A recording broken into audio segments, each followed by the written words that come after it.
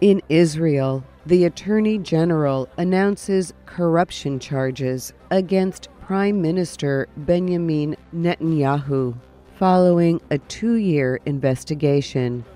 Netanyahu rejects the charges. American President Donald Trump leaves Hanoi, Vietnam, earlier than planned. His second meeting with North Korean leader Kim Jong-un ended without an agreement.